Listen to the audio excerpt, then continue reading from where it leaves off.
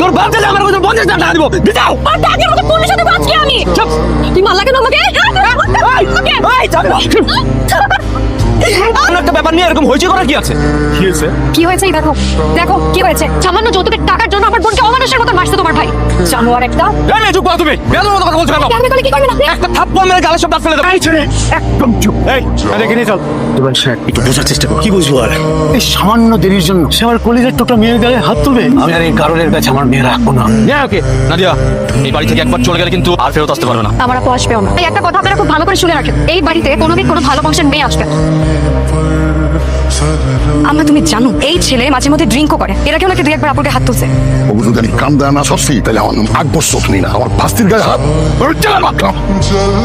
তোকে কি আমরা এগুলা শিখাই বড় করছি? হ্যাঁ এসব কি? মানুষ আমার কিছু থাকবে না। এভাবে সংসার করতে পারবা না। এই চুপ কর তুই, কটা বিয়ে করেছিস? এমন ভাবে কথা বলছিস যেন 10-12টা সংসার করে উঠে ফেলছিস। আমি বলেন না কেন? কার কাছে আছেন আপনারা? আপনি শুধু এখানে আমি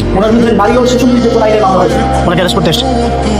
মেয়েরে রক্তাক্ত করে পাঠাইছো আমার বোনকে। তাই বলে তোমরা আমার ভাইয়ের নামে মামলা দিবা? তুমি শুকরিয়া আদায় করো, তোমার হোল ফ্যামিলির নামে আমরা মামলা দিই না। তোমরা হয়তো কি জানো, তোমরা তো মামলা বাজ না। এই মুখ সামনে কথা বলো। এত কিছু হয়ে গেল, আমাকে আপনি একবারও জানালেন না। আর কি যে বলবো কিছু বুঝতে পারছি না।